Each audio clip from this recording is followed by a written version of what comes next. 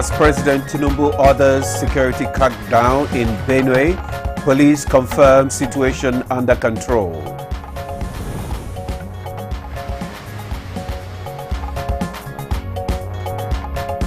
Nigerian Air Chief leads talks in U.S. to fast-track AH-1Z Viper helicopter deal.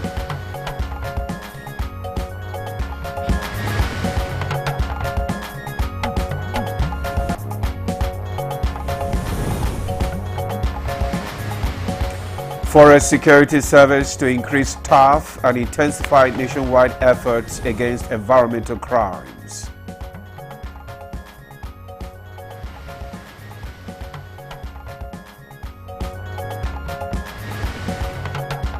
And on Good Morning Nigeria today, our conversation focuses on the future of ECOWAS.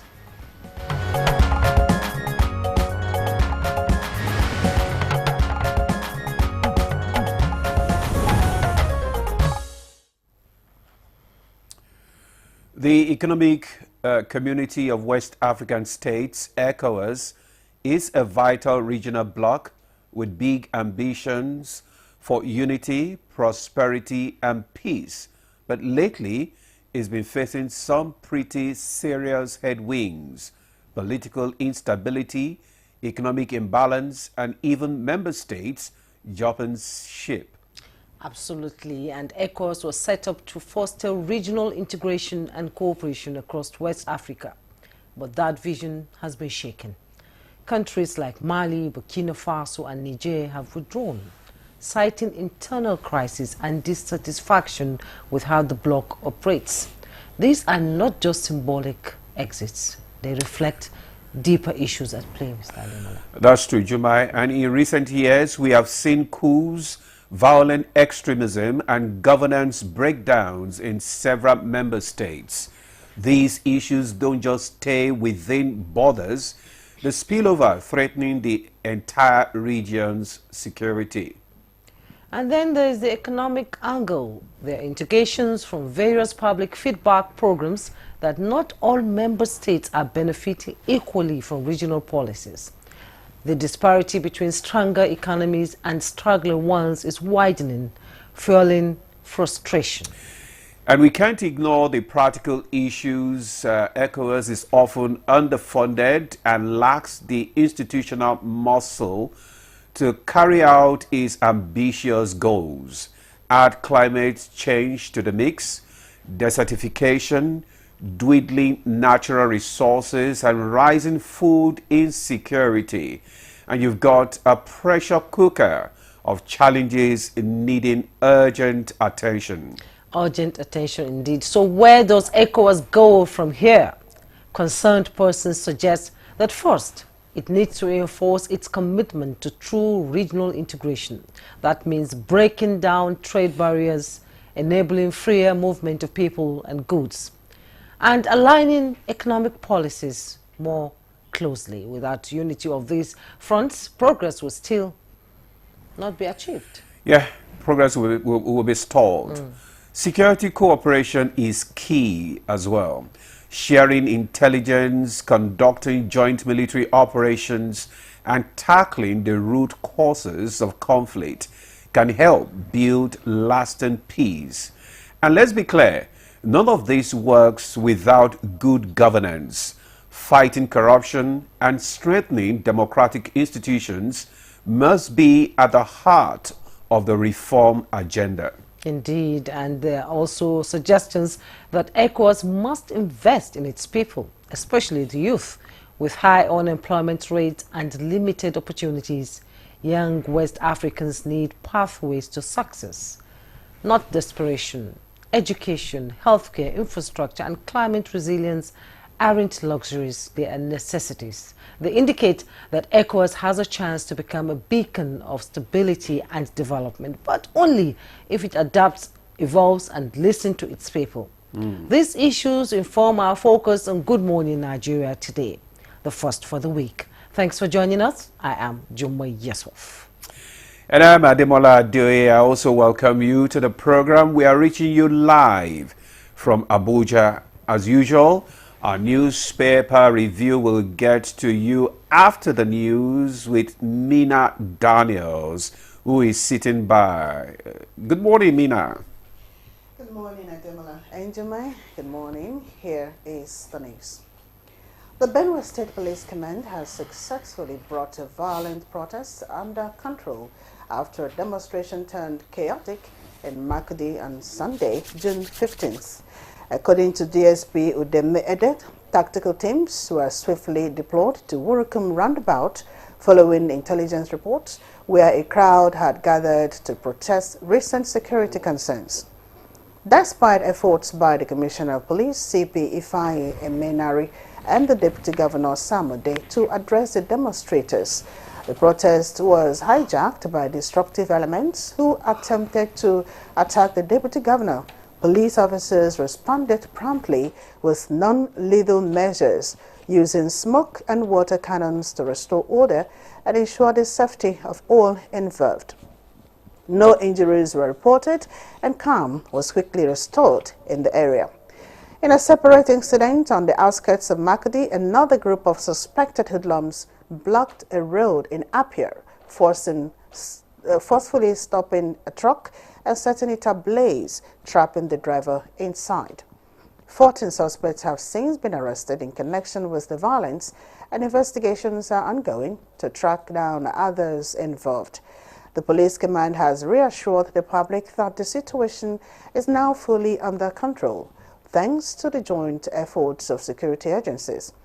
While reaffirming its support for peaceful civic expression, the command strongly condemned the acts of violence and reiterated its commitment to maintaining law and order across Benue State. Recall that President Bola Tinubu had directed security chiefs to implement his earlier directive to bring lasting peace and security to Benue State. Special Advisor to the President on Information and Strategy, Bayo Onanuga, in a statement said President Tinubu renewed his order in the wake of the last round of reprisal attacks that led to the death of many people. On the President's directive, intelligence chiefs, the police and the military have arrived in the state to direct security operations and to restore sanity. President Tinubu has equally charged the governor of Benue State to convene reconciliation meetings and dialogue among the warring parties to end the incessant bloodshed and bring lasting peace and harmonious coexistence between farmers, herders, and the communities. The Chief of Air Staff, Air Marshal Hassan Abubakar, led a high-level delegation to the United States for a program management review meeting on the acquisition of 12 AH-IZ Viper attack helicopters as part of sustained efforts to bolster the operational capabilities of the Nigerian Air Force. The strategic meeting held in San Diego, California, brought together top officials from the United States government and representatives of Messrs. Bell Textron, manufacturers of the AH-1Z helicopters. A statement by the Director of Public Relations and Information, Air Commodore Ehimen Ejodame, indicates that the Air Marshal Abubakar expressed deep appreciation to the U.S. government for its enduring strategic partnership with Nigeria, noting that the acquisition of the AH-1Z Viper helicopters will significantly enhance the Nigerian Air Force's combat effectiveness, operational efficiency, and mission readiness, while reaffirming the NAV's determination to expedite the procurement process. And just 2 weeks after a similar interception at Malam Aminu Kano International Airport in Kano, NDLEA operatives at Port Harcourt International Airport have arrested a businessman for ingesting 53 wraps of cocaine while en route to Tehran. This is one of the several interdictions of illicit substances recorded in different parts of the country during the week. The Guardians of the Forest will continue to increase its personnel strength with a view to effectively curb criminalities and protect the nation's natural heritage. Commander General, Nigerian Forest Security Service, Joshua Osatime, made this known while leading a delegation including the Deputy Commander General, Intelligence, John Meche, on a show of force to Bauchi and Plateau states. Greenland Island's icy landscape has turned into one of the hottest battlegrounds in global politics, and many nations look up to having tariff truce talks with President Donald Trump during the G7 summit in Canada. And that's the news for now. Good Morning Nigeria continues with Ademola and Jummai after the break.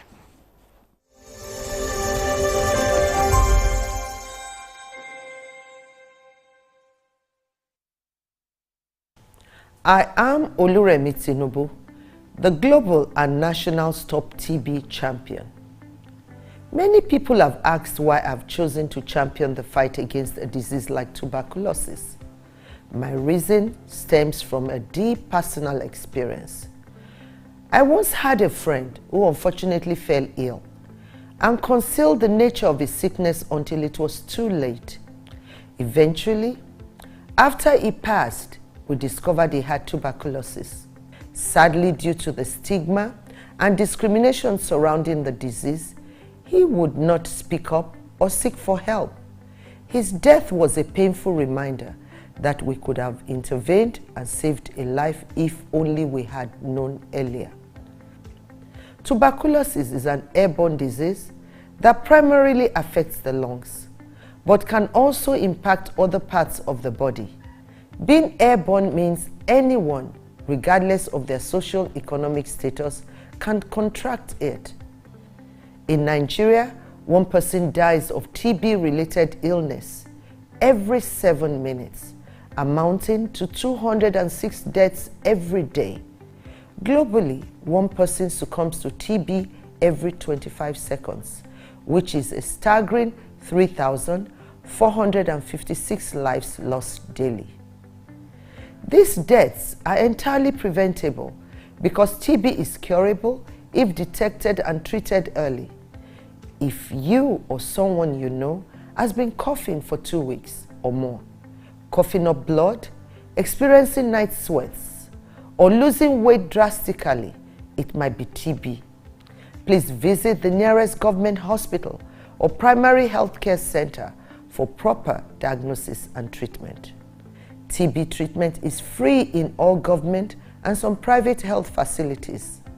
Let us also remember not to stigmatize or discriminate against TB patients or those who have been treated for TB. Individuals who have been cured of TB cannot infect others. I call on all stakeholders, especially the private sector, to join us in the fight to end TB in Nigeria. Together, we can make a difference.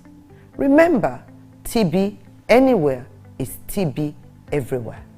End TB by 2030. Yes, we can.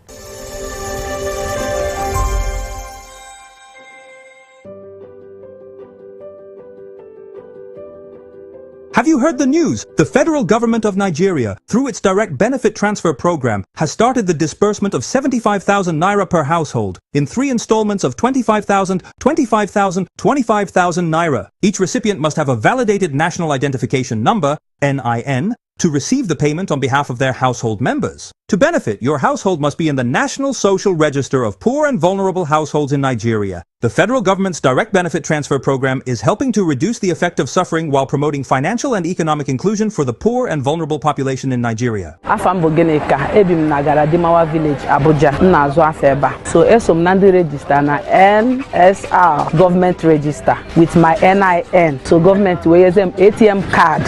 Njiwe wete 25,000 naira 3 times. And ega haya mketa barumuru na bem eji megoro makamihe. Jikweru mehendozo. Thank you. This message is brought to you by the Federal Ministry of Information and National Orientation, Federal Ministry of Humanitarian Affairs and Poverty Reduction, in collaboration with the National Social Investment Programs Agency, National Social Safety Nets Coordinating Office, and the National Cash Transfer Office.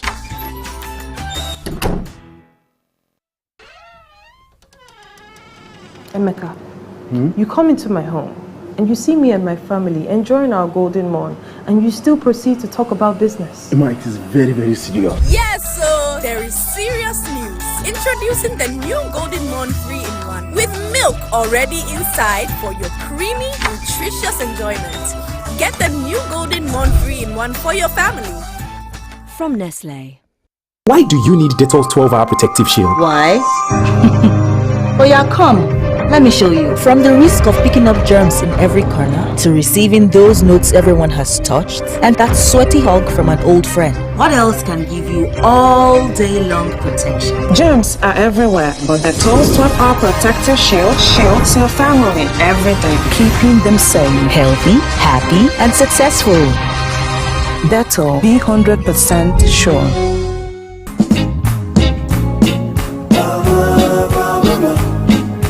Mamalicious good. Now I can tell you any day that everything tastes better. Lady Bama,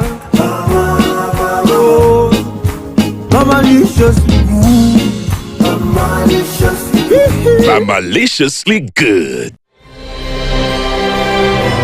A new edition of TV Guide is out, featuring an impeccable personality with purposeful leadership. Abba Abubakar Aliu, MD, CEO of Rural Electrification Agency, takes us through the gamut of activities and mandates of Rural Electrification Agency, as well as its achievements and dreams. I really want to see that I leave a lasting legacy that can be spoken of in a very long period of time. Welcome to a world of fun and excitement as we also present an assemblage of professionals in the media space. Some compelling NTA programs, current trends in the fashion world, ICT, sports, entertainment, and lots more. Meet Professor Charles Anosike, the Director General and Chief Executive Officer of the Nigerian Meteorological Agency, as he shares his vision in repositioning NIMET as a key player in Nigeria's climate strategy. Get a copy at the vendor near you or any NTA station nationwide. TV Guide, your indispensable companion.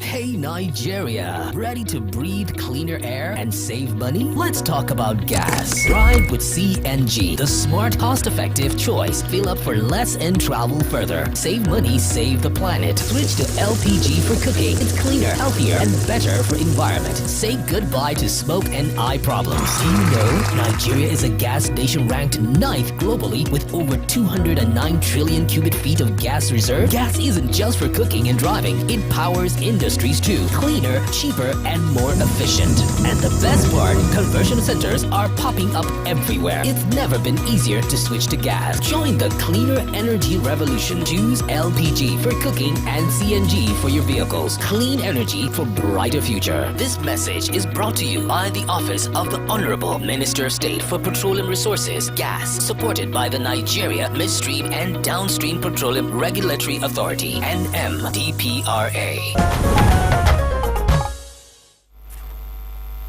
Yeah, welcome back, and you're watching Good Morning Nigeria. Let's take a look at the dailies.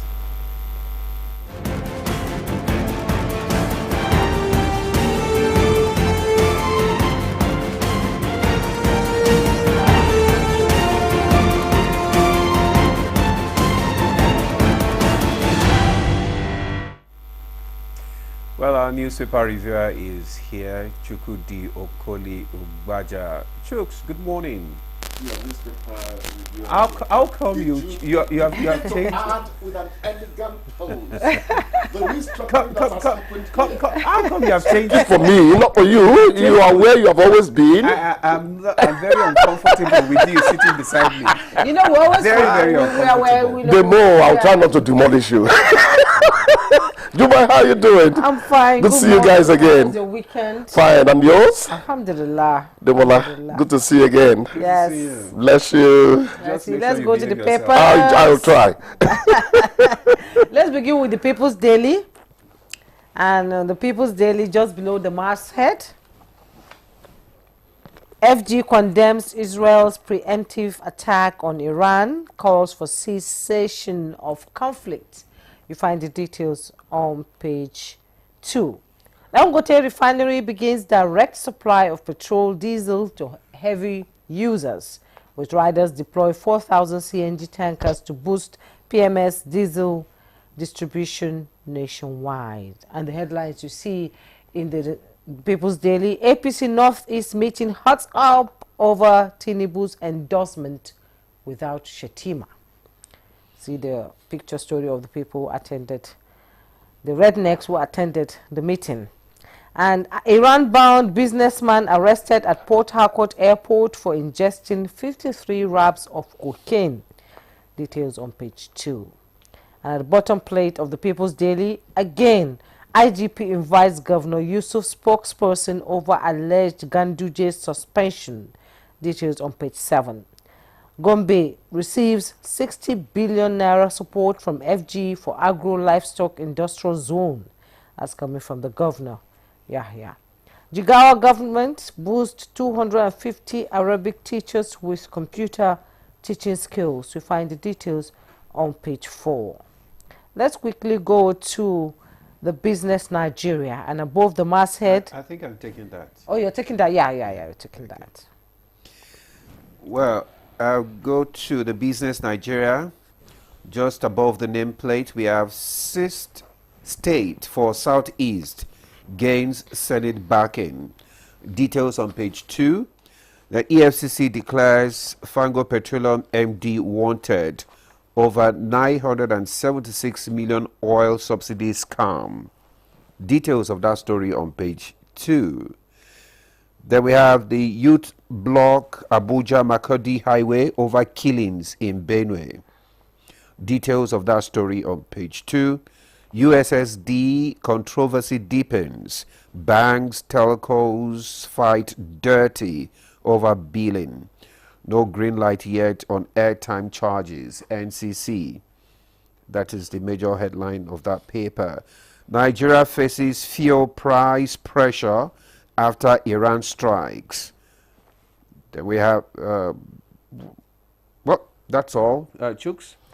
Yeah, my dear brother, the blocking of Abuja Makurdi Highway actually has been trending. The matter is actually becoming one of great concern. The killings in that part of the country just have to stop. We just have to do something about it. And I know it's within our capacity to do something about it. There are times I begin to shudder at the thought of, could this also be a sign that within the security outfit, people have taken sides? Not that they have taken out weapons, but they have their sympathies, and because that could be the only way this thing will continue on and on. Yes. Imagine relocating the army chief to just because it doesn't make sense. What's the name of this man on social media all the time? He went there and was showing a clip of, look at children. Oh, no, forget it. It was gory, what I saw there. What do they call him? The very dark man. He has a clip. He went on his own citizen journalism, as they call it now. You know, it's a misnomer. They are not journalists if fairness, factuality, objectivity, and balance is not built into what they do. It's photo, then they show, you know. But the point is that our people there are in agony, fatal agony. It is not right. We just have to do something about Benue. That's the food. It's got worse than the food basket of Nigeria. It does. They are first of all our fellow men. Whether they are food, bread basket, food basket, milk, without container. Yes, without stability. They are our fellow men. Men and women and children. And when these things happen, women and children suffer most in war. I work in the media, but at times I run away from watching news or anything because I do not want my spirit to be dampened by all the sad stories that is out there all the time. Yes, you know. Yes. The president has really unfortunate. And has given the governor and the service chiefs the matching order to find solution to the insecurity in that. They just region. have to. And they have to stop the blame game. Ultimately, throwing blames at each other would not solve these things. ultimately, my dear brother and sister, it's live and let live that will solve the problem there. It's over territory. Forget people tell you, oh, it's about Christianity or Islam. No, forget all that, those asides. It's about territory. Climate change has really done something to a segment of this country, and people are looking for survival. Now, how they are going about it is another matter entirely. Okay. They just have to sit down and say, my brother, make a good for you, a good for me. Start from there. Dialogue solves everything. It's unfortunate. These were people that were living peacefully before. What happened? Thank you, Jumai. What happened? That is the question we need to ask. Where did we go wrong? These were people that intermarried, that lived. The Fulani man will come to the TV spans and stay there for 1 year. The same thing happened. What happened? What suddenly happened? Where did we go wrong? Are you sure that these crises are not being fueled by some elements? Of course. That's what we're trying to say. No, the fifth columnist yes. has become a regular occurrence in Nigerian issues. Sponsors. I was listening to the man who was in military intelligence. He has a Yoruba name. He said so many things. He talked about sponsors being named. Why didn't the previous government? They're in the shadows. Yeah. Mass communication. They said they know them. We call them shadow backers. He said they know them. He talked about his prominent role in bringing about the Niger Delta solution. He said, we know all of them. It's the will to act. It's unfortunate. It's unfortunate. The president and the Nigerian authorities are condemning Israel's swoop on Iran, understandably too. They are talking sovereignty. It's just that the matter on that axis has got so complicated. You don't know how they are going to resolve it. Even the UN Security Council is not able to call them to order. They are still exchanging missiles, not just missiles, ballistic. Ballistic is difficult to. They're talking about Israel's Iron Dome and all that. It's helping them. But some are getting through into Tel Aviv and Haifa now. Yeah. And that complicates matters. I really pray they take care of that matter. Otherwise, we could all be walking into trouble. Oil prices have gone up. It's going to come back to you in terms of costlier cars. Yes. Because the crude is what you use to make the inside of a car, all the plastic of it. That's polymer. Once they block that route. You've joined them in calling it route. You break my heart, Jumai.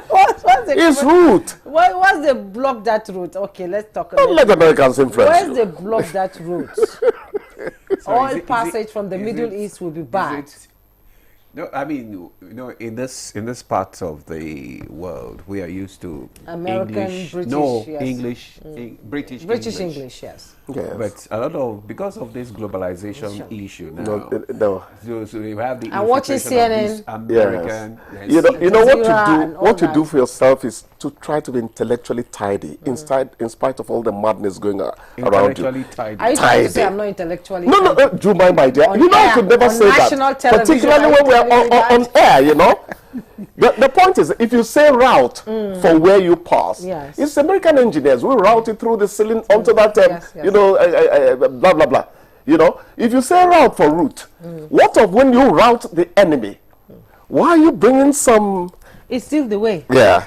Yes, let's quickly go to... It's newspaper review, not English class. Yes, USSD controversy deepens. Yeah. We were discussing before we went on air. That's connected to Who is stealing our money? That's connected to, I think it's connected more to the telcos matter. Yeah, telcos fight dirty over billing. Exactly. Yeah. That battle is going to continue on and on. NCC is actually giving the impression that nobody has really endorsed any you don't know what to believe. That is the question. It has happened already. Your data that lasted 3 weeks formally does not even last 1 week anymore. No, we talked about it last time. We did.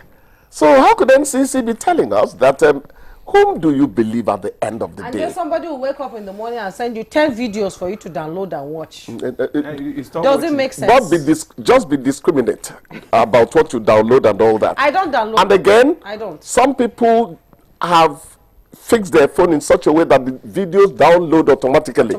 That is mumu. Go and change it. Download only when you want to download. You understand? Otherwise, you wake up, the thing has vanished. Practically. All right.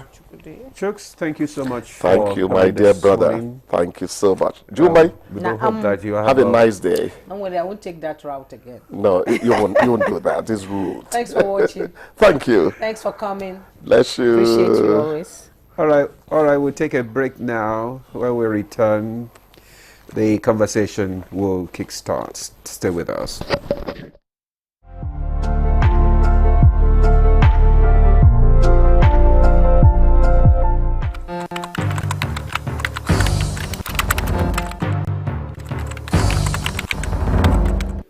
Pleased to announce encouraging news from the National Bureau of Statistics, which released the Consumer Price Index, the CPI, for April 2025 only yesterday. According to the report, the headline inflation rate for April stood at 23.71%,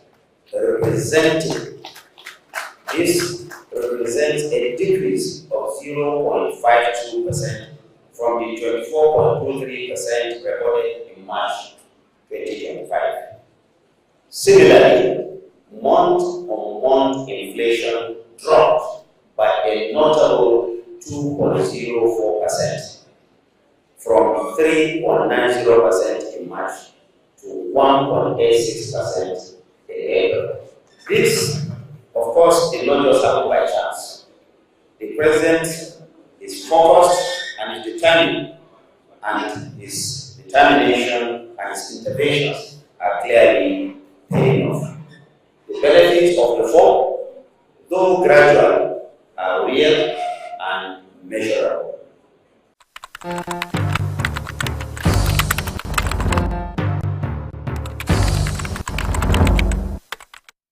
Our major currency unit is the Naira, while the minor unit is the Kobo.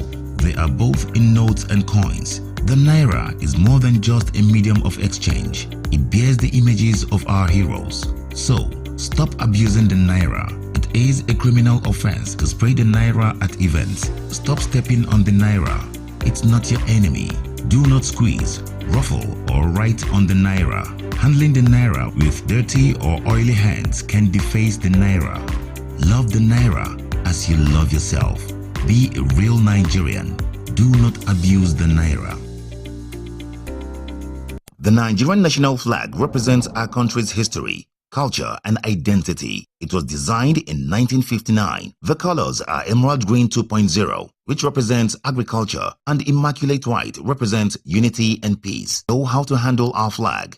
Illuminate the environment or don't fly the flag overnight. Do not fly a dirty or tattered flag. Take such flag to the nearest National Orientation Agency office for proper disposal and replacement. The national flag can only be flown at half-mast on the directive of the federal government.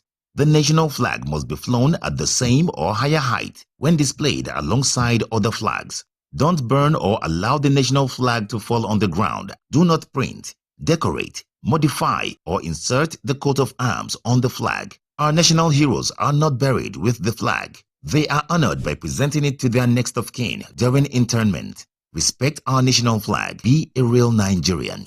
This message was brought to you by the National Orientation Agency, NOA.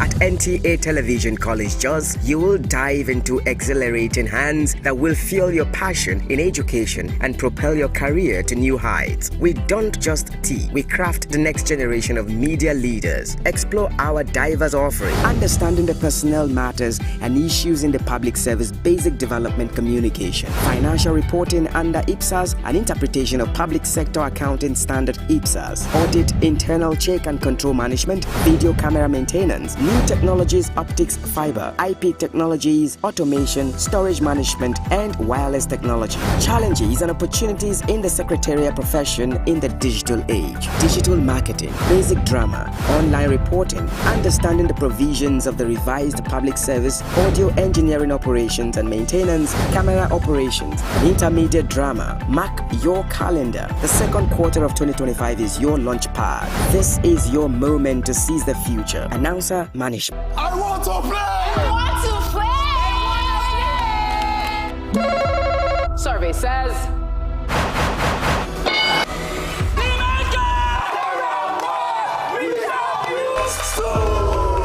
If my phone rings at 2 a.m., it's probably... My mom. An emergency. Landlord.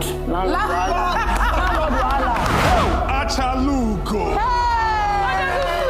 I will give you 1.5 million. Hey! After you smile finish, I will add extra 1.5 million. Hey! Just for you to move around. I will not add extra, 2 million naira. Hey! Just for you to call me Odogu. Hey!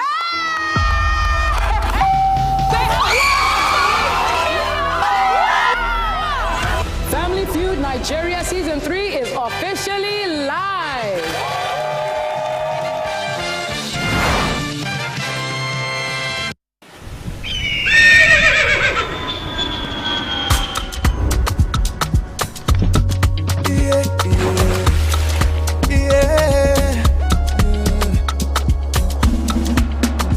From the Atlantic across the savannah to the Sahara, we rise, a land of the free, we know they tire. We dream great, our spirit is undying. Resilient, rooted like palm tree, we swear in colors, with undying demand. We bet solutions, we ignite passion, yeah. Ethnicity is unique, we are more than just a nation. We are Nigeria, strengthening unity. We know they carry lives. We are Nigeria, together live the dream of a land with great destiny. We are Nigeria. I am the Real Nigerian. Brought to you by the National Orientation Agency, NOA. Yes, we are Nigerians. You are still watching NTA. Good Morning Nigeria on NTA Network News. On NTA Network. Just before... Nostalgic. Nostalgic. Anyway, just before we start our conversation this morning on the future of ECOWAS, let's take this background report by Timothy Yusuf. The Economic Community of West African States, ECOWAS, has come a long way in 50 years, achieving significant milestones in regional integration, peacekeeping and economic cooperation.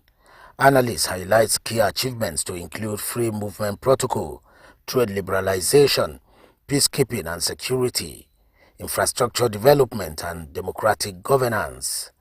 They, however, identified some challenges going forward.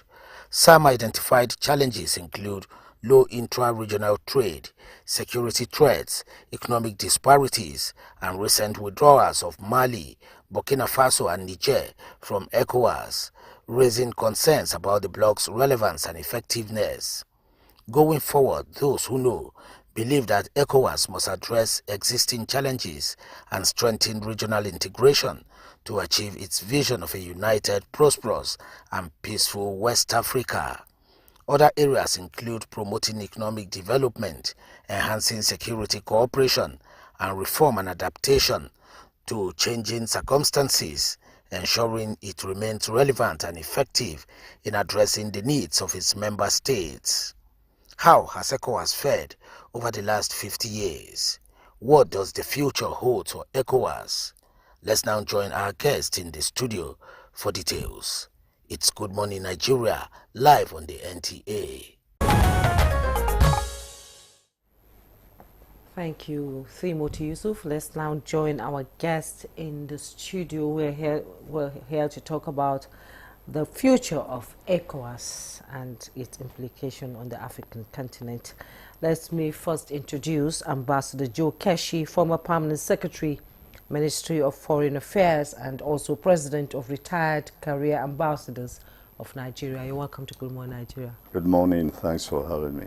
A regular one, we're discussing bilateral issues. Also seated here is Ambassador Usman Sarki, former Nigeria's Deputy Permanent Representative to the United Nations. Glad to have you join us. Good morning, and thank you for having me also. Pleasure. Thank you.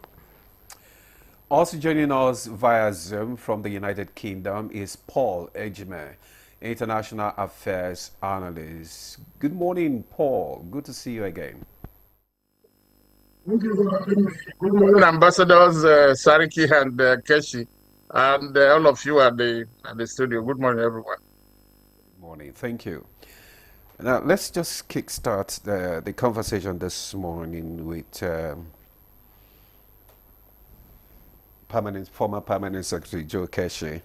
I mean, just recently, we just had the 50th anniversary of the ECOWAS. And despite the decades of existence, the body is still struggling, still trying to find its institutional maturity. What do you think are the challenges? Again, thank you for having me. Yes, it's true that ECOWAS is 50 years. It's also true that it faces a number of challenges. But we should also realize that when it comes to the issue of trying to integrate 16 independent sovereign states, there are about to be challenges.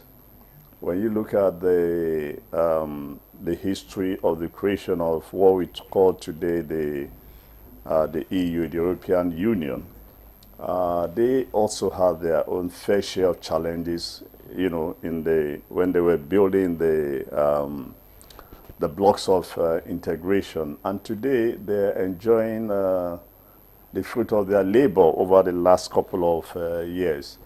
I think that in our own case, a number of things, challenges ECOWAS has faced.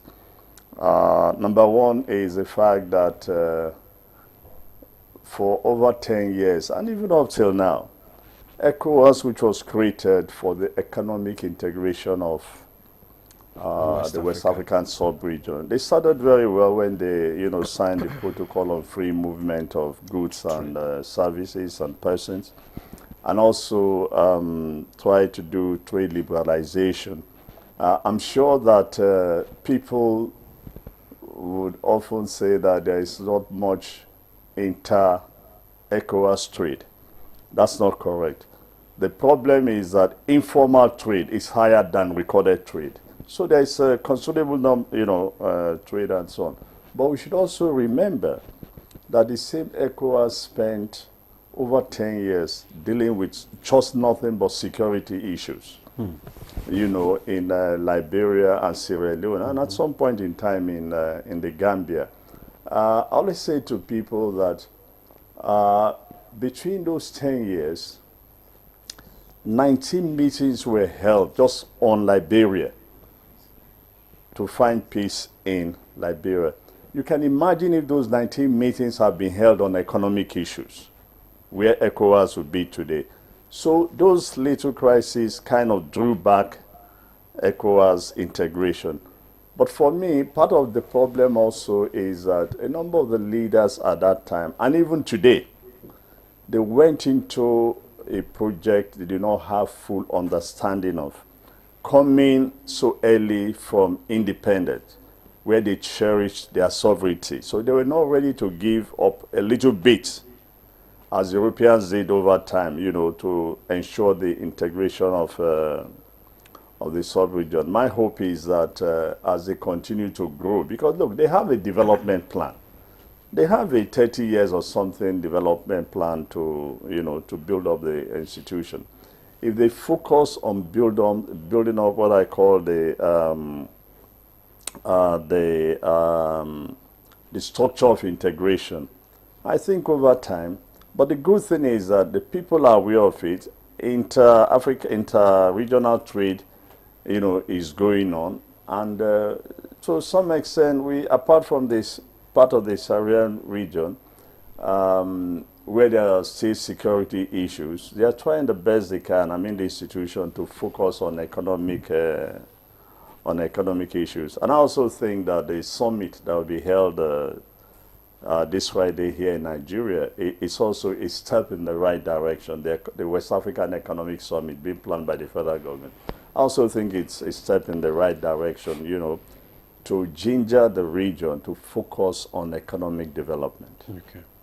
Okay, thank you so much, Ambassador Keshi. Let me bring in Ambassador into the conversation. Ambassador Keshi has sort of itemized some things, the challenges we have in ECOWAS decades after. When I say decades, with emphasis on decades after, we should not be where we are now in ECOWAS. So why is ECOWAS still struggling with institutional maturity and effectiveness? And another question I'm going to ask you is, what are the structural flaws that need urgent reforms in ECOWAS to ensure that the full implementation of policies in ECOWAS impact the people within the bloc?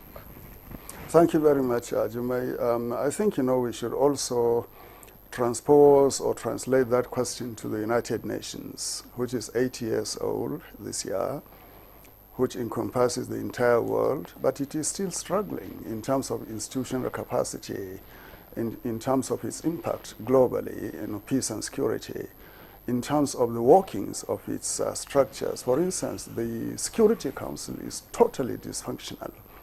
It is no longer a Security Council in terms of maintenance of international peace and security, in terms of the charter responsibilities of the Council. It is a body now where actually 5 countries determine what goes on in the world, which is totally undemocratic, and in fact you can say in moral considerations it is immoral, for them to exercise such preponderance of power over the rest of the world. They could not even agree to cease fire in conflict situations. So you see, it's not only ECOWAS where you can see the failings are happening, but even the United Nations itself. But that does not render the UN a moribund or decrepit institution. It is still important. We need the UN in the world. And likewise, we need ECOWAS. 50 years as an institution, I think we should be proud that it has held up. It has stood firm, and it is still marching forward, especially with the enunciation of the Vision 2050. Therefore, I think, the idea of integration is incremental. It's not something like Ambassador Keshi said, the countries, you have 15 sovereign countries cherishing their sovereignty and independence, and you are now telling them to let go of some aspects of this independence. That will require structured negotiation over time. And for me, I think, it should be incremental in terms of identifying possibilities, first of all, and then setting up timelines.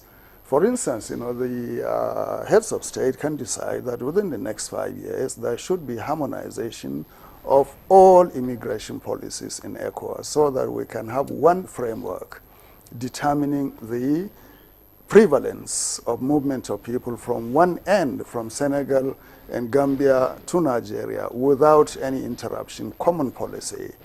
We can have a common policy on environment, so that our ministries of environment can harmonize and work within that framework. And then national planning.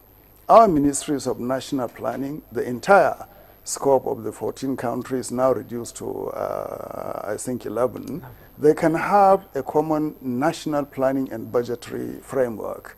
And incrementally, these processes, first normative and second structural and policy, will lead towards the idea of harmonization of integration in incremental way. We look at integration of ECOWAS as if all the countries will collapse into one. That is something very far in the distance. It's not going to happen.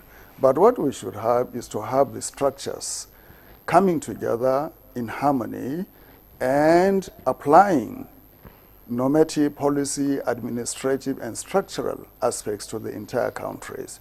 And I think in doing so, we can competently and comfortably assume that things will work.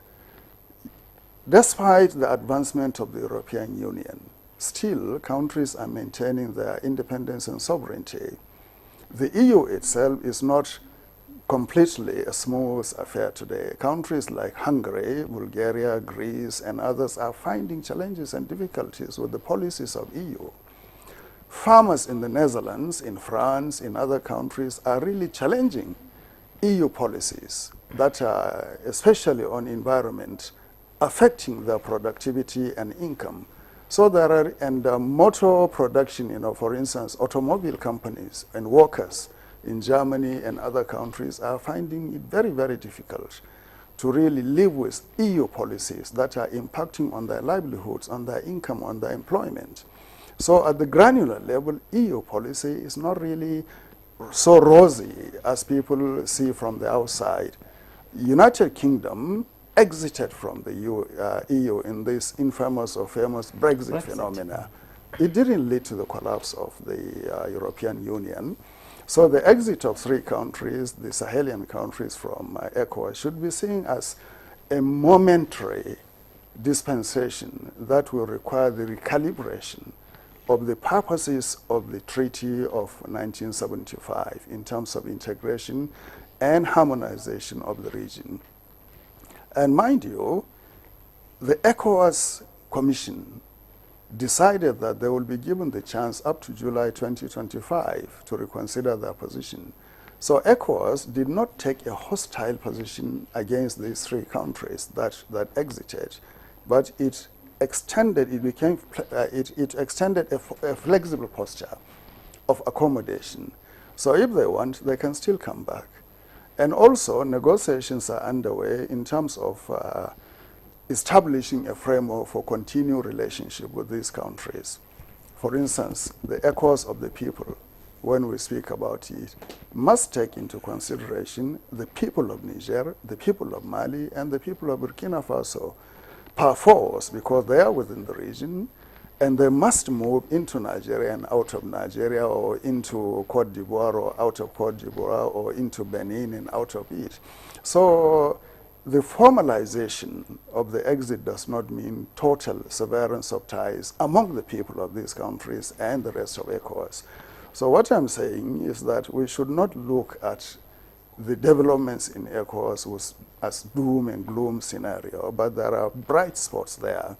Now, on 22nd April and 23rd, meetings of heads of state and ministers were held in Accra, in April, to kick off the celebration of the 50th anniversary of the organization. And I think, that meeting came up with very important purposes and mandates in terms of transitioning ECOWAS to ECOWAS of the people. The president of Ghana, His Excellency John Dramani Mahama, offered 1,000 scholarships, for instance, to students from member countries to come and study in Ghana. So this is just a beginning in terms of the transformation of the body to concentrate on the bringing together of the people of West Africa. Our own president, His Excellency Bola Ahmed Tinubu, also pointed out to the need to address issues like poverty, insecurity, unemployment of youth, food security, and others.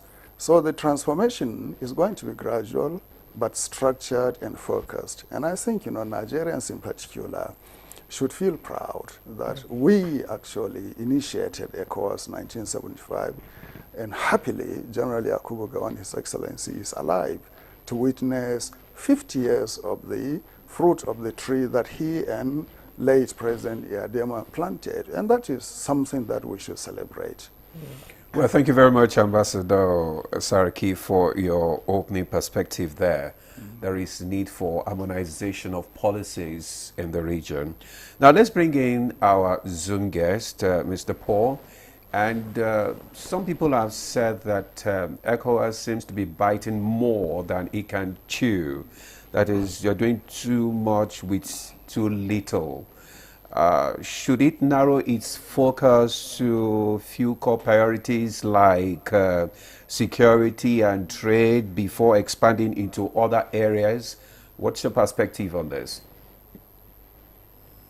So, incidentally, there is a nexus between security, defense, and then economic development. I think the two go hand in hand. So you cannot have economic progress or development without security. So those who crafted the Lagos Treaty of 28 May 1975, perhaps they were ambitious, but they also acted both with foresight, what they knew, and then projected in. There was some, dynamism in what they tried to do. So we cannot now, at the here now, begin to jettison what they have done. What we can do is to reinvent some of the tools that we are using for the interventions that ECOWAS has done, both in economy, social, economic issues, security, defense, and across board. And then to be able to manage emerging, challenges. Unfortunately, ECOWAS seems to have come back, evolved or unraveled more than 360 degrees. Because if you remember, in the 70s when they were formed, when the organization was formed, some of the countries were under military dictatorship, military rule, or exiting. But there was progress until, but gradual erosion of the structure that Ambassador Sariki is talking about, until 2020, when the coup fever came back, because the region has always known coups. So these are not the first or the first series of coups. So until 2020, all the 15 countries were actually practicing one form of democracy or the other. Okay? So before now, the race started between the organization. And I will say that in every human organization or human, even as individual, if what sets you apart between success and failure, if you want to call it like that, is the ability, the capacity to be able to manage differences. There's bound to be differences when you have 15 countries in a place. And it was actually before the organization was set up. Many of the countries did not, were leaning towards France, and they didn't, Cote d'Ivoire, Senegal, so many of them, because of the historical colonial history that they have. So it was not unexpected. And one would also mention the fact that France has always, because of this colonial influence that it has of these colonies, has always wanted to dominate or have a sphere of influence in West Africa. And the competition, written or unwritten, had always been between France and Nigeria. Nigeria, the powerhouse.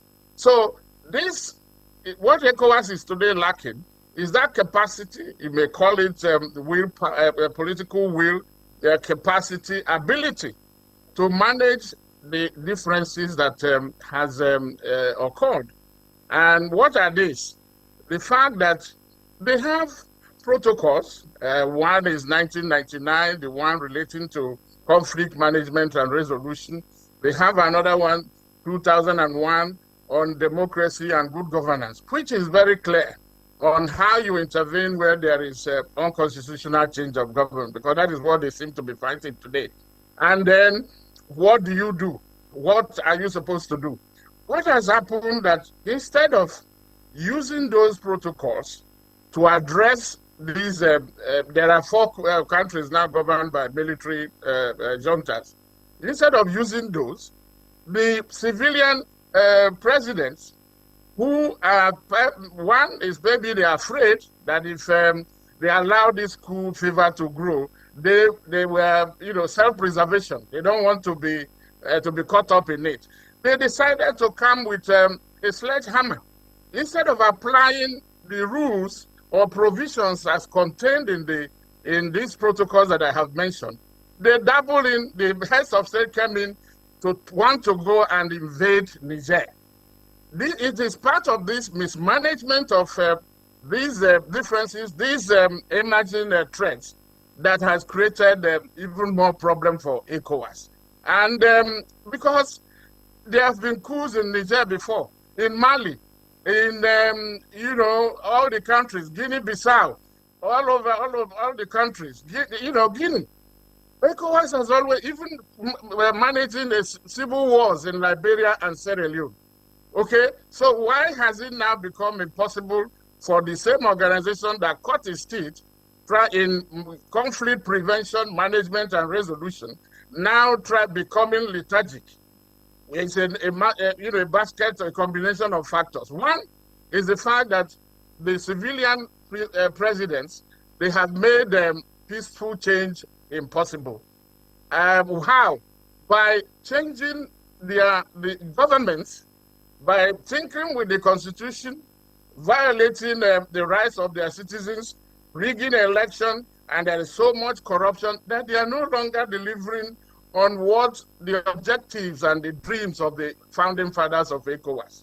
And what you have now, military officers, as it happened in the past, have now used the opportunity to want to take, and let's face it, this is not to justify military administration, because it will never solve the problem. We know how they have always started and how they have ended. These ones are not going to be an exception. Because what you will ask, what will happen when Traore, who is now presenting himself as the Pan-Africanist, when he leaves, he's doing 5 years, he's eligible, maybe he does another 5 years or even 10 or 15. What is the end game? What will happen then? Will the country go back to what it was? So the point is that the leadership in ECOWAS will now find themselves, they will have to reinvent themselves. They have to recalibrate those, come back and discover some of the glory days, what worked for ECOWAS. What are they the good practices, that the best practices that they can now use? They didn't engage. The protocol I'm talking about talked about using good offices when you have when there is unconstitutional change of government. For instance, what about sending military officers to these countries first? What about sending a council of members of the Council of the Wise? ECOWAS has that provision. And what about before the heads of the authority of heads of state jumped in, gave an ultimatum that if within a fortnight or 7 days, if they did not return power in Niger, ECOWAS was going to invade.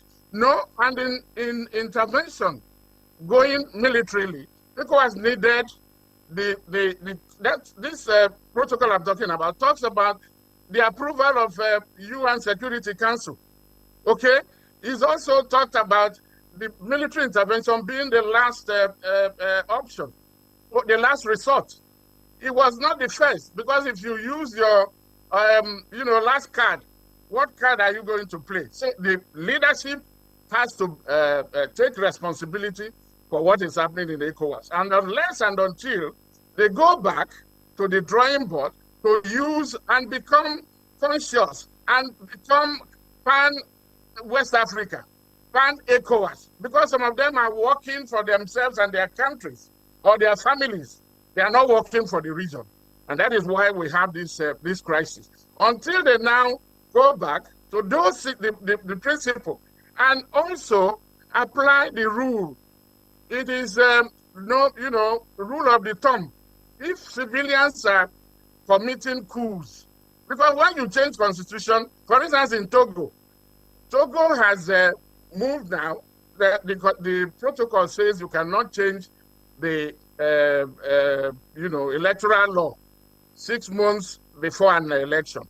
Togo changed the electoral law a month. They changed it in April and held an election in May to change the country from parliamentary to presidential. Now they have a president and a council of ministers whose terms are unlimited, and then you have a president who is ceremonial. in Guinea-Bissau. Guinea-Bissau has, suspended the constitution. They have sacked the parliament. ECOWAS has not uttered a word in these two areas. And then how do you want anybody to take ECOWAS seriously if they don't? Okay, so they Mr. have to do that. Yes. Mr. So, Ejime, Mr. Ejime, you've raised some pertinent issues there, and I believe our diplomats in the studio will be able to address it. We're talking about the future of ECOWAS. Now let's talk, he has talked about security issues from other countries. Let's talk about the impact on Africa's collective security architecture. Are we going to be seeing a rival security bloc from the Sahel? Ambassador Keshi? I really don't think so. I really don't think so. But you see, I think that if ECOWAS build its structures very well, I think that they can resolve a number of the issues that cropped up all the time. I'm speaking from my experience of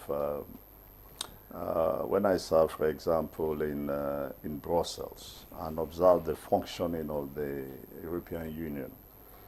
In fact, I even go back as far as to when I served in Togo. I attended the inaugural meeting of the ECOWAS Fund, which is now the ECOWAS Development Bank. And I remember my late boss who insisted that he was traveling to Lagos. I arrived at the weekend. He was traveling to Lagos and coming back on Thursday, and insisted that that Thursday he wanted a report of the meeting on his table, which I did. And going through the report, I had, even as a rookie, I had some concerns about the structure of ECOWAS, and I had no idea what the EU was doing. And when he went through my report, he called all the officers, senior officers, and said, you know, what this young man is saying was what we tried to do when ECOWAS was being negotiated. But the chief negotiator at that time, Professor Adedeji, said that civil servants are adding these clauses because they want to be powerful. Okay? Now, why am I saying this? When you look at the structure of what goes on within the EU, every Monday, EU ambassadors in Brussels, every Monday, they hold a meeting on the community. On a weekly basis, as he rightly pointed about these meetings, on a weekly basis, the various ministries in EU, the ministers, their official meetings, led by permanent secretaries or as it is in other, the heads of the department, their official meetings, there are ministerial meetings. I don't know, we don't do that within ECOWAS. So when you look at the EU, you find out that every week, every month, there are consistently meetings of officials, ministerial meetings, summit meetings to strengthen, to build up the organization where they address some of the issues that Ambassador Seriki has. And the EU Parliament also. Beautiful. And the Parliament. The problem here is that, in fact, I will even go as far as to say, I take the risk of saying this. Even here in Nigeria, some ministries probably don't even have an ECOWAS desk. Yeah. They don't. The ministry and the Ministry of Foreign Affairs and the Ministry of Economic Development are supposed to coordinate this. I don't even know if they meet and talk about ECOWAS at all.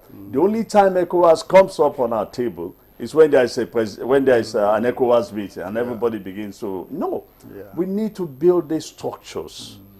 It is very important because it is when you begin to build, there's no way you can harmonize policies if you do not have all these meetings to sort out the problem. Because harmonization, it's, even the ones that ECOWAS itself had approved the major problem they have is implementation of this.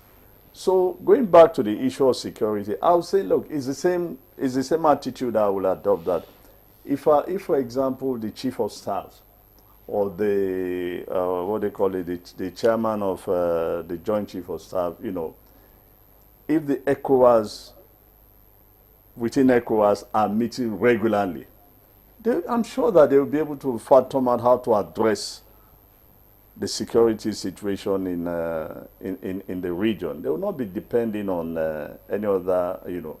But the problem is that first, every nation has to secure itself before you begin to talk of securing the next. And part of the problem ECOWAS is also having, which many people have pointed out, you know, it's also Nigeria. If Nigeria works, if Nigeria provides the leadership, ECOWAS will blossom. It's not a question of you move forward one day, then you come back, you know, and then you disappear. No. Nigeria must see itself not just as a leader within the region, but as a leader within the continent, and must provide the leadership to drive some of these things we are talking of. And this is why it is important that the structures to ensure that these things happen or are implemented are put in place. I think Ambassador Seriki and Jimel talked about the ECOWAS of people. That's another thing that has been completely neglected. You know, although, yeah, people are crossing, going to West Africa. If you board a plane to Ghana, you'll be amazed to see how many Nigerians are going to Ghana, how many Ghanaians are coming to Nigeria for one thing or the other, and they are going back same day. So that is going on, but we need to strengthen this, to expand it, and to ensure that the people themselves are involved. And that is where building the integration infrastructure within the region is very important, because these are the symbols that will begin to, look, if you put a train line from Lagos, for example, to the Gambia, can you imagine the impact it will have within the sub-region? Not only in terms of trade, in terms of the movement of goods and services. Can you imagine what it would do? Because that would almost immediately, you know, make people believe that, you know, there's some sense, there's some rationality in trying to work within the ECOWAS, you know, sub-region. And the leaders themselves, in my view, they must do more of talking about ECOWAS in their programs as the EU folks do. Because at the end of the day, if you take this nation, for example, Nigeria, if and when we decide to industrialize, our goods will be more acceptable first and foremost within the ECOWAS sub-region. For one simple reason, that the process of our industrialization, we cannot immediately bridge the gap in terms of quality and quantity, like trying to match China, for example, or other advanced countries. So our business would be with the ECOWAS countries. And in any case, when you look around the world, you will see that the largest trading partners of almost every nation are their neighbors. So Nigeria needs to begin to take that leadership to ensure that they build all these integration blocks.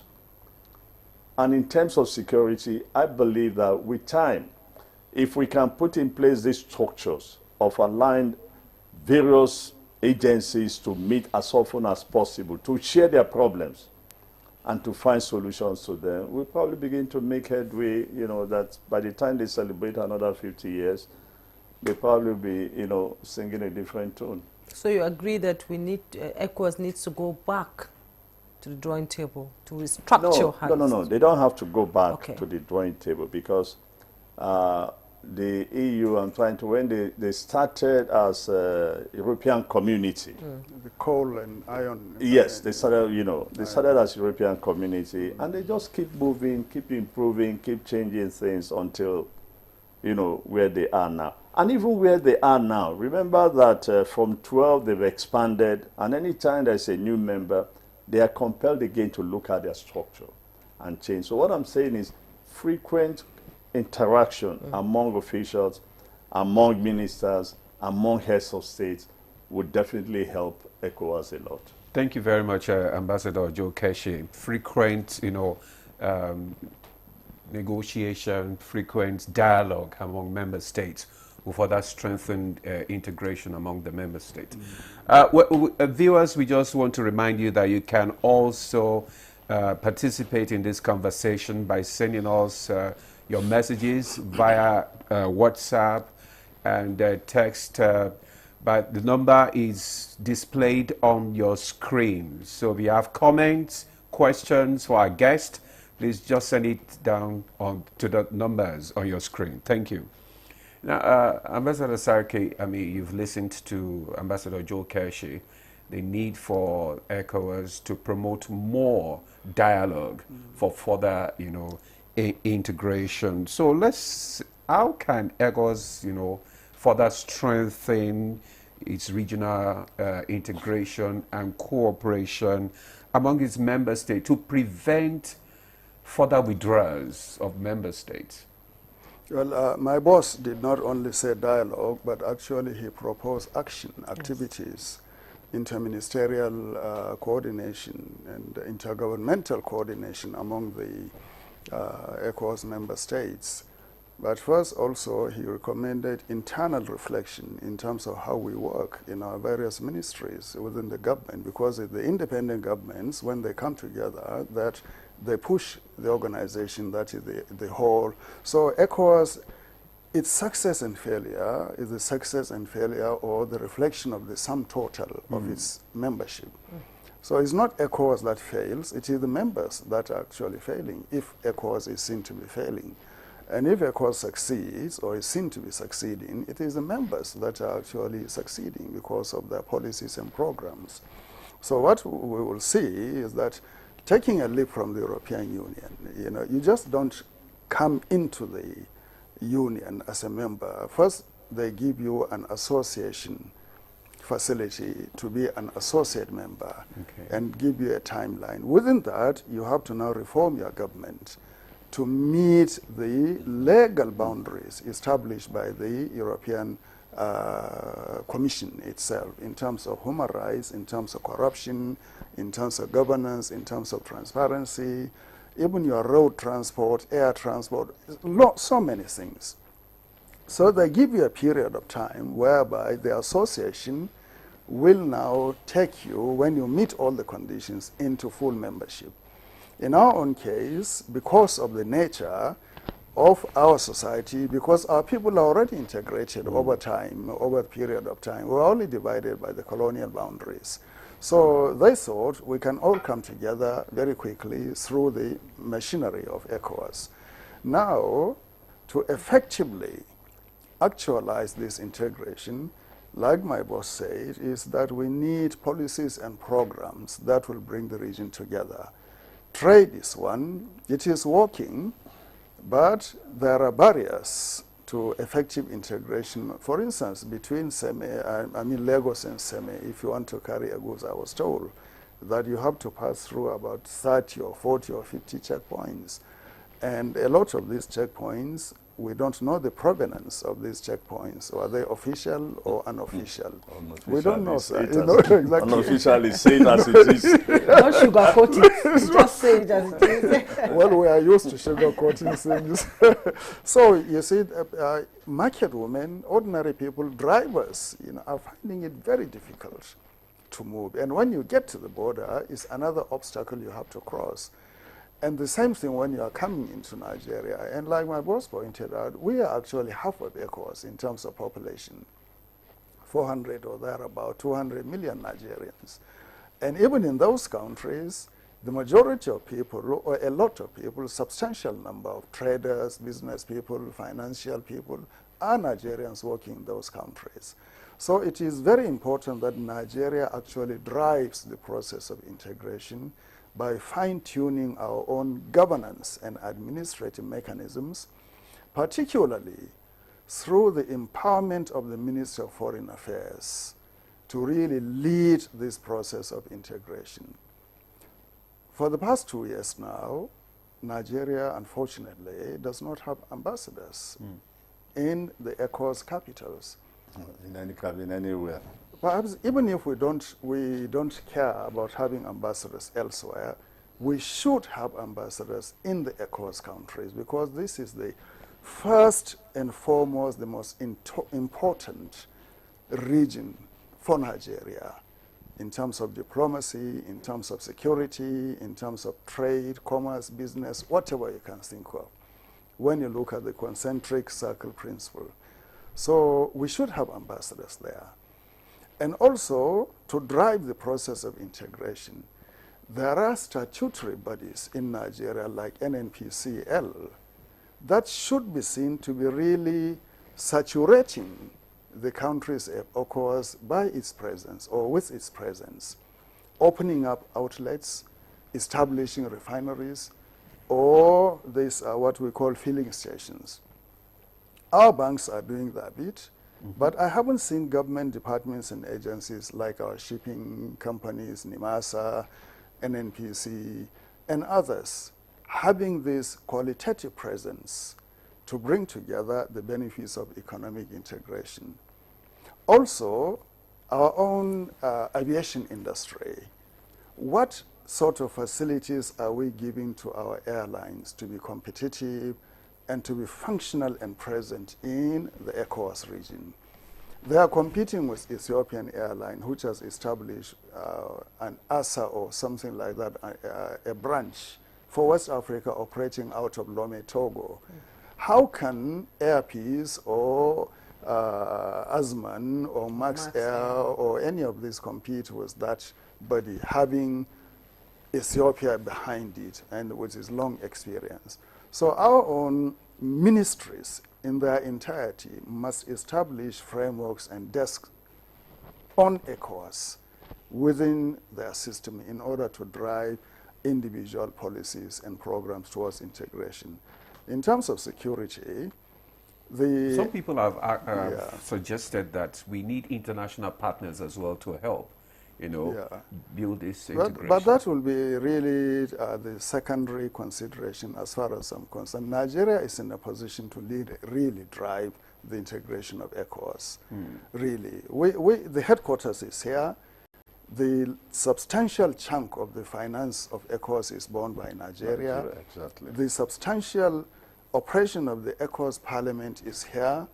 The membership of the Council of Ministers right now is chaired by, the foreign ministers is chaired by Nigeria. We have ECOWAS permanent representative in Nigeria and in Dakar, and other places. So I see no reason why we should now play a subsidiary or secondary role to international assistance. That is one of the pitfalls of the African Union. The critics are saying the African Union is too reliant on foreign assistance, foreign collaboration, foreign financing even. We should reduce any consideration of foreign support in order to drive integration. The other area I can think of where we can really find it very useful to develop integration is ease of communication and transportation. Ambassador Kesha has referred to railway line from Kano to, if you like, Mali or to Gambia, or from the highway from Lagos to Abidjan and then to Dakar. That is possible. That is why you need international cooperation in terms of funding, in terms of the technical aspects, to drive. And without transportation, you cannot integrate with the region. You cannot do that. And so the other area of security is for Nigeria, for ECOWAS, to establish a framework for extractive industry. Today, a lot of the conflict we see in the Sahel region and other West African countries is over the extractive industry. Gold, uranium, diamonds, lithium, and coal, and many other things, where foreign interests are coming in to really bring conflict situation. Even in Nigeria, take funding from them? Well, a lot of it is actually happening in a very haphazard way. But even in the way you have the official structured way, like you are having now the problem between the gold mining company and the Malian government over the sharing of the profits or the proceeds, ECOWAS should intervene to establish a regulatory framework for the extractive industry. We shouldn't depend on what Norway, for instance, or Sweden or the EU will establish for us. We could create our own legal framework and ask all member countries to use that framework in their negotiation with foreign companies extracting our own commodities. We cannot allow a Chinese man or Indian or any other person just come and just mine liberally our resources. And that is what is happening, unfortunately. And this actually exacerbates conflict. So we have to be very purposeful, very focused, and very stringent in our government regulatory framework in order to really bring some sort of sanity and direction towards the integration of the of our region. Our region. Okay. It's quite interesting when you break it down like that for people to understand how bilateral issues work, especially in the ECOWAS region, because when you look at the trade volume that we could be able to achieve if the Africa Free Trade Agreement is fully implemented, it's still just like a baby trying to walk. You understand? So others are saying that with the withdrawal of these 3 countries from ECOWAS, it complicates that goal. Well, if you'll excuse me, one company in an electronic and electrical company in Ghana, Kantanka or something like that, in Ghana, actually it tripled its volume of trade with the use of the ECOWAS trade liberalization scheme by exporting to Nigeria over the last 3 or 4 years. So the benefits are there, but you need security. You need a framework of easy movement of goods, especially by removing non-tariff barriers like certification and other things. You can harmonize them by creating a common pool where all these things can be determined and decided and facilitated in terms of movement of goods. Because when we speak about trade and commerce, it is essentially movement of money and goods. It's not just somebody jumping into a car and traveling to Ghana and coming back and we call that trade. No. It's the money you carry, the quantum of money and the quantum of goods that move between 2 countries. That is the essence of trade. And I think that is what will bring employment, what will bring security, prosperity, alleviate poverty, and in the end, cascade towards the development. And like my ambassador said, is that you need industrialization. Apart from 3 or 4 countries among the 11 member states today, the others are not actually economically viable in terms of industrialization. They cannot. Nigeria, Cote d'Ivoire, Senegal, Ghana, these are the countries, and maybe Guinea, that should drive industrialization in the region to meet the commodity needs of these countries. If you allow them on their own, a number of these countries will always depend on foreign aid because they don't have the internal capacity to generate, maximize their resources, and to lead them to the threshold of industrialization. And here you need the West Africa Power Project to give steady, regular, affordable power to the entire countries of West Africa. And without that, you cannot develop the economy. All right, thank you very much, Ambassador Sarki. Mr. Paul Ejime, earlier on you talked about the issue of, involving the people, talking about good governance. How would you rate ECOWAS communication with the public in West Africa? Or how has the organization lost the trust of ordinary citizens? Yeah, thank you. I hope people are going to give me time to. When I talk for 2 minutes, I thought it was becoming one-on-one with the ambassador. Okay, Mr. Ejime. Fortunately, Mr. Ejime, Mr. Ejime, just wait. We'll take a break. We'll take a break. When we come back, then you will be able to respond to the question. The Nigeria Coat of Arms is the official seal that represents the authority of the Federal Republic of Nigeria. hung on the wall behind the seat of the principal officer of the government, supported by the portrait of the serving president of the Federal Republic of Nigeria. It has 7 features. The black shield stands for Good Earth of Nigeria. The silver wavy band stands for the confluence of rivers Niger and Benue. The 2 white horses stands for dignity. The yellow flora is a common wildflower throughout Nigeria. The red eagle stands for strength. The wreath is in our national colors of green, white, green. The motto, unity and faith, peace and progress, is written on a beautiful yellow ribbon, and it's a maxim for all Nigerians. Be a real Nigerian.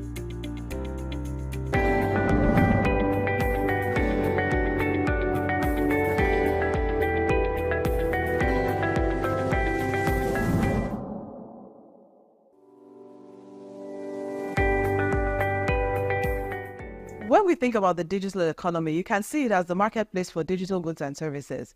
And increasingly, it's becoming a force to reckon with and an incredible contributor to economic growth, because we've seen the growth in technology and digital platforms. Technology has it really permeated every aspect of life and business, the way we live, the way we work.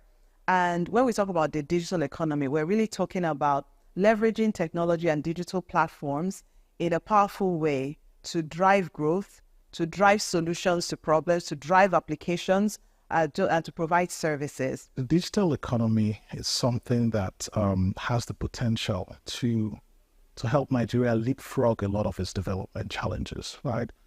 Because think about what the mobile phone did for Nigeria years ago. That is the potential we have for digital, because it has a way of reducing the barriers to innovation. It has a way of being able to transform service delivery, whether it's government's delivery of services or whether it's services in the health system, where people can use digital to actually be able to see their patients better. But it takes a lot to realize that potential of digital. The first thing is like every other thing, there's an infrastructure you have to build to be able to make sure that digital economy can thrive. Think of something like, capturing that happens in Nigeria, right? Where you capture, people's biometric when they go for a driver's license, when they go for passports, and each of those are separate things. Largely a system where you're able to streamline that and actually have a platform that exchange biometric information that makes it easier for people to access passports, easier for people to register to vote. But today it's very tough, right? But those are basic infrastructure that needs to be invested in. A lot of it is through government and private sector collaborations to make it happen. If we're looking to accelerate growth in the Nigerian space, we really need to look at enabling the digital economy. That includes providing digital infrastructure, connectivity, because that's the highway, like the highway that everything rides on. We need to think about digital capacity building in terms of the suppliers to the economy and also the consumers within the economy. So a robust digital literacy initiative. The good thing about technology is that, one, it helps you to transcend boundaries.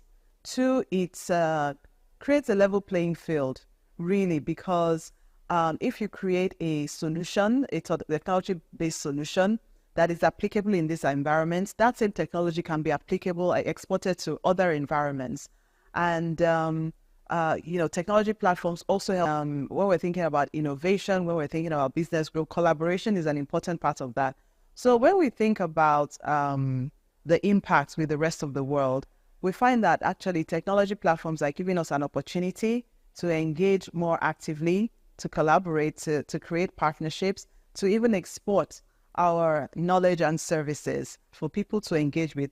All the great things I'm talking about technology and digital platforms, they need access, internet access, broadband access. So we need to make sure that access is more available and affordable for the average user. The most important thing is to think about where you want to go as a country and actually what type of policies are going to help get you there. There are examples of countries who've been able to transform using digital, for example. There are very clear things those countries did. to be able to make it happen. So a lot of this, the pathway to be able to solve these problems are not mysterious, right? It takes courage of the policymakers to be able to understudy some of these things and bring in the policies that work to be able to help them.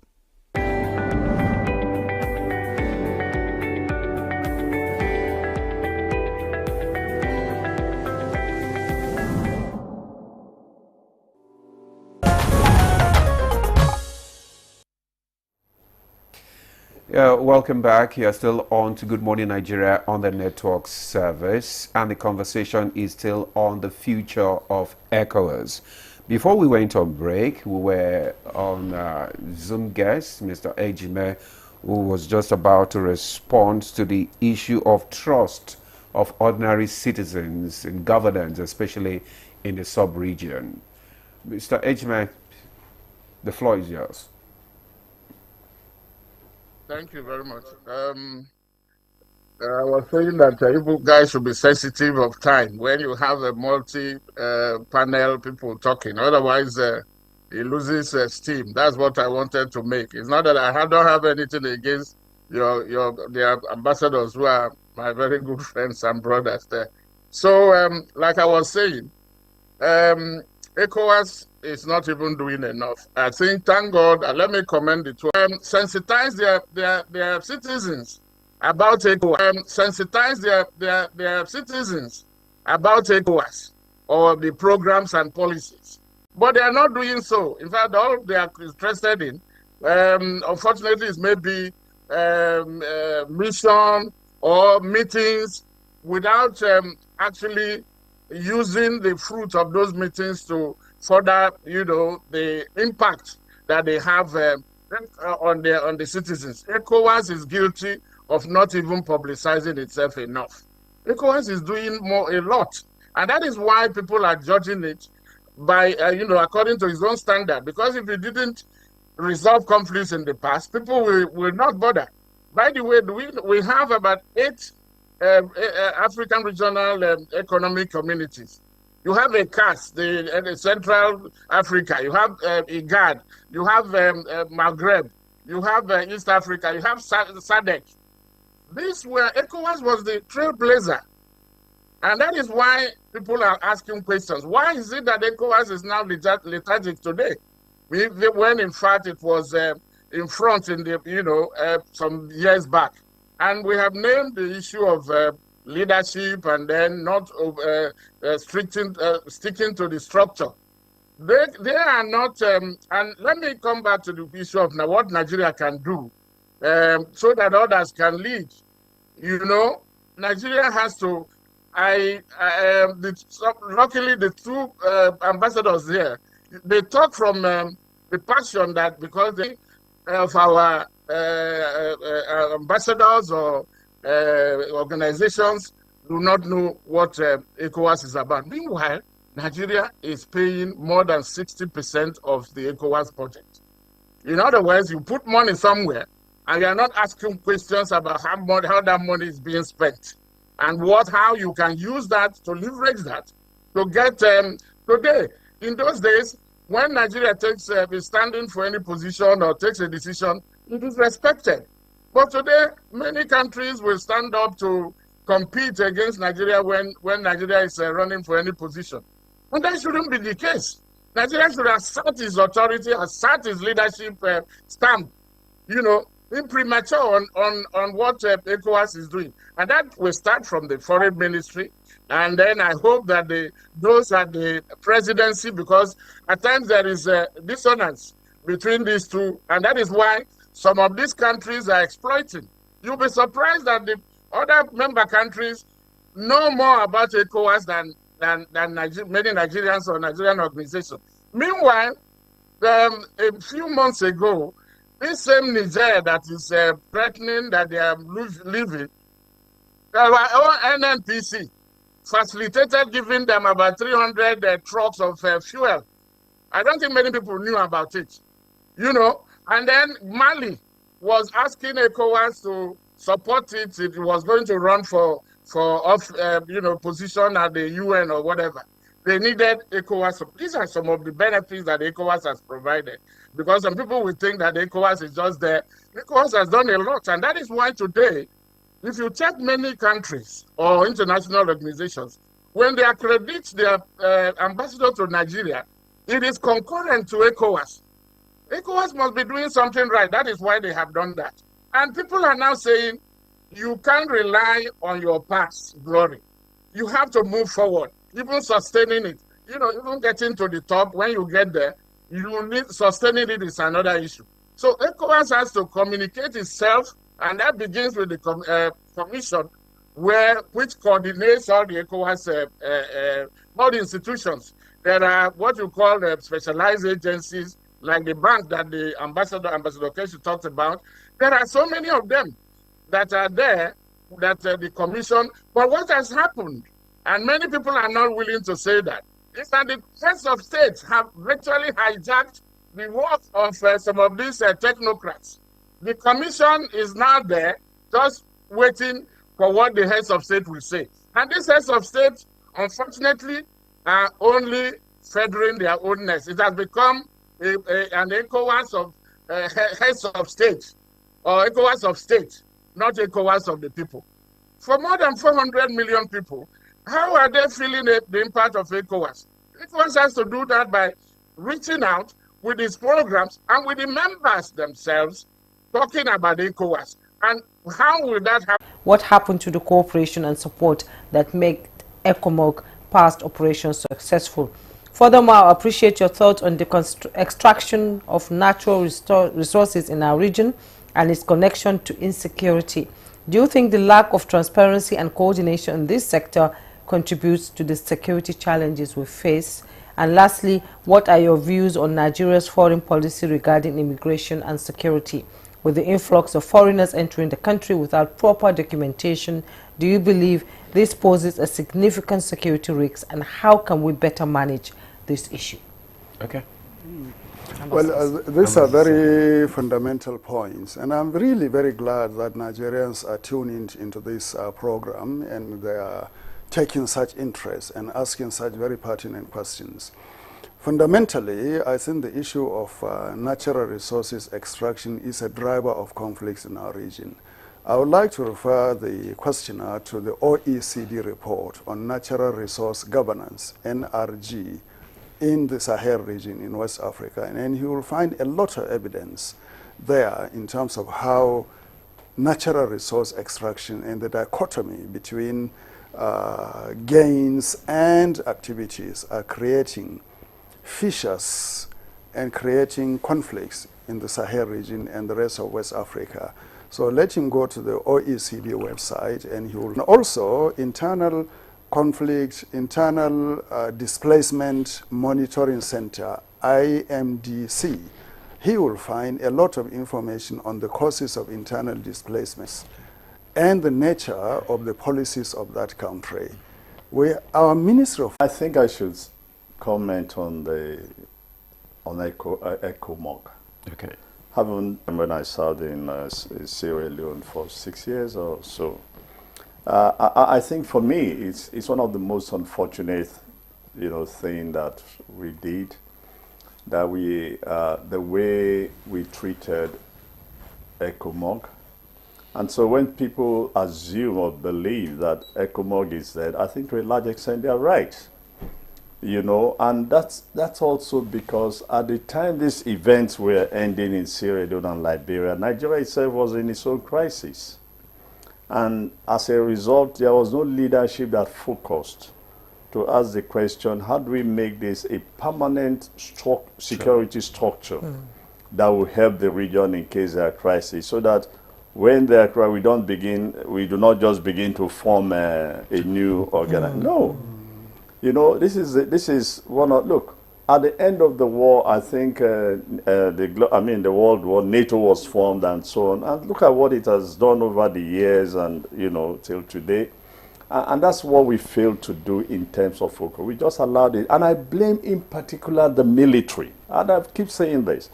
I was at an event in the Defense College at one time, and a number of issues came up. And I asked the question, how many of you here, officers, served in ECOMOG, virtually everybody raised their hands up. And I said, did you guys ever do a post-analysis of your involvement in ECOWAS?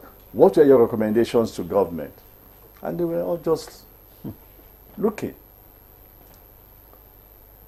Today, most of the generals, both who retired a couple of years ago, they were lieutenants in ECOMOG. And so they should have that. This is why I get angry when I hear the military in particular say that, oh, what they're experiencing when the crisis in Borno started, that they are fighting ragtag army. And my question to them is, who did you fight in Sierra Leone and Liberia? You fought ragtag armies. Yes. So what was your experience? So again, it has to do with our own, what I always call our own internal contradictions. That when you have crisis and crisis of leadership, political crisis, you know, you do not have time to sit down and begin to construct futuristic arrangements for your country and so on. No, you begin to deal with internal problems, and that internal problems invariably closes your mind to what's happening around you. And I think that's what happened to ECOMOG, you know. But look, as for, I think the guy is talking about, look, what exactly are the values? No, the values are huge. When you take, for example, today that a number of Nigerian banks are all over the sub-region, and most people don't probably know this. They are, some of them are making huge chunks of their profit that they declare annually in this country from ECOWAS country. It shows you, it shows you what ECOWAS can do for each of the countries if we build up ECOWAS. All right, let's, as we begin to wind up now, let's get a parting shot from Mr. Ejime from this conversation this morning. In 30 seconds, please, Mr. Ejime. What we recommend is that ECOWAS to look at the best practices, what they did before that worked. And then I tell you that, for instance, there are 8 Francophone countries in ECOWAS, and then 5 about Anglo, there's 5, and then the Portuguese-speaking are 2. I tell you that the UEMOA, that is the Francophone group, they hold meetings before. Notice that each time ECOWAS is holding a summit, UEMOA we hold, that is French-speaking countries, we hold their own meeting and have a position before they even come to the general ECOWAS summit. So that is what is happening, that it is lacking both in the Anglophone and in Nigeria as a country, because an organization is only as weak as, as successful as its weakest member. And everybody is looking up to Nigeria to provide the lead. Nigeria should lead from the front. Thank you very much. Thank you, Mr. Ejime. Nigeria should lead from the front. Ambassador Sarki, your parting shot. Is there hope for reintegration?